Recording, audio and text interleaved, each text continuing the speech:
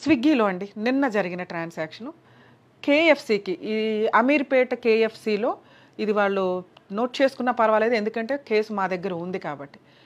కేఎఫ్సీలో order చేశారు నిన్న afternoon మధ్యాహ్నం. కేఎఫ్సీలో ఒక 5-6 ఫుడ్స్ ఆర్డర్ చేస్తే అక్కడ నుంచి ఎటువంటి ఇన్ఫర్మేషన్ రాలా. 1.5 అవర్ అయిపోయింది. దాంట్లో ట్రాన్సాక్షన్ ఇదంతా వస్తుంది కదా, అవి కూడా ఏమీ రాలా. ఏమి డెలివరీ అవ్వలేదు, ఇక్కడేమో ఏమి చూపించట్లేదు అనుకున్న టైంకి ఒక ఫోన్ వచ్చింది. మీ కేఎఫ్సీ ఆర్డర్ క్యాన్సిల్ అయ్యిందండి, ఏజెంట్లు ఎవరు లేకపోవడం వల్ల. మీ అమౌంట్ మీకు రిటర్న్ చేసేస్తాము, పలానా దానికి మీరు ఒక లింక్ నొక్కి ఒక ₹1 వేస్తే మీ అమౌంట్ ఏదైతే ఉందో 900 చేంజ్ మీకు రిటర్న్ చేసేస్తాం అనగానే ఈయన ఏదో హడావుడిలో బద్ధకమో చూసుకోలేదో ఏమో నొక్కి ₹1 ట్రాన్స్ఫర్ చేశారు. ఆయనకి సంబంధించిన 5 అకౌంట్స్లో నుంచి 1,70,000 డిడక్ట్ అయిపోయింది. ఆ ఇన్ఫర్మేషన్ కూడా బ్యాంక్ నుంచి వీళ్ళకి రాలేదు. యాక్చువల్గా మనకి అమౌంట్ డిడక్ట్ అయితే వస్తుంది కదా. సరే వీళ్ళు ఏంటి అమౌంట్ వేయలేదు, నెక్స్ట్ ఇంకో ఏదో పని మీద ఆయనకి ఈవినింగ్ ఎప్పుడో ఒక అకౌంట్ నుంచి కూతురికి అమౌంట్ పంపిద్దామని ట్రాన్స్ఫర్ చేస్తే వెళ్ళాలి. ఇంకో అకౌంట్ ఫోన్పే, గూగుల్ పే ఇవన్నీ చూసుకుంటుంటే ఏట్లోనూ బ్యాలెన్స్ లేదు.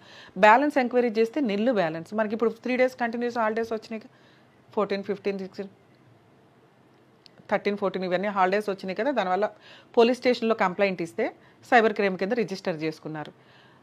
ఒక్క పాన్ కార్డు లింకప్ తోటి, ఆధార్ లింకప్ తోటి మనకి బ్యాంక్ అకౌంట్లు ఉంటాయి. సెకండ్స్లో మొత్తం 5 బ్యాంకుల్లోంచి అమౌంట్ డ్రా చేశారు అంటే ఆ కేఎఫ్సీ వాళ్ళ దగ్గరికి వెళ్ళి అడిగితే వాళ్ళేమో మేము ఆల్రెడీ డెలివరీ చేసామండి, ఇదిగోండి ట్రాన్సాక్షన్, ఏజెంట్ ఎవరో మాకు తెలీదు, కింద ఉంటారు వాళ్ళతో టైఅప్ పెట్టుకోండి, వాళ్ళతో చూసుకోండి అని. వాళ్ళని అడిగితే సార్ ఇది పోలీస్ స్టేషన్ ద్వారా వస్తేనే మేము సీసీ కెమెరాలు చూపిస్తాం, లేకపోతే చూపించం. పోలీస్ స్టేషన్ వాళ్ళు కేసు రిజిస్టర్ చేసుకున్నారు, సైబర్ క్రైమ్లో కంప్లైంట్ ఇవ్వండి అన్నారు, ఆ కంప్లైంట్ నడుస్తుంది.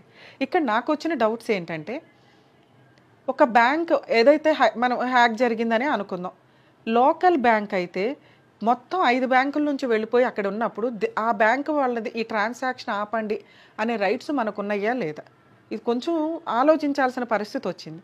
2, ఒకవేళ వేరే కంట్రీలో ఉండే ట్రాన్సాక్షన్ అవుతుంటే వేరే కంట్రీకి అమౌంట్ వెళ్తున్నప్పుడు బ్యాంక్ వాళ్ళు మనకి ఇంటిమేషన్ కన్ఫర్మేషన్ ఇవ్వాలి. ఆ మెసేజ్లు తగ్గిపోయినాయి ఈ మధ్య. ఒకప్పుడు ₹1,00,000 ట్రాన్సాక్షన్ అనగానే ఈ చెక్ మీరే ఇచ్చారా, ఈ ట్రాన్సాక్షన్ మీరే ఇస్తున్నారా అని అడిగే మెసేజ్లు ఈ రోజున రావట్లా, మీరు అబ్జర్వ్ చేయండి. నెక్స్ట్ మనకి సంబంధించిన పూర్తి ఇన్ఫర్మేషన్ ఎక్కడి నుంచి లింకప్ అవుతుంది. ఇక్కడ నేను అబ్జర్వ్ చేసింది ఏంటంటే, ఆ ఏజెంట్ ఎవరైతే డెలివరీ బాయ్ ఉన్నాడో అక్కడి నుంచి ఏదన్నా లింక్ అయ్యిందా అనేది నా డౌట్ అండి. సో ఇది ఒకటి పోలీసులు ఎంక్వైరీ చేసిన తర్వాత ఏం జరిగిద్దో దీని మీద ఇంకొక వీడియో చేస్తాను.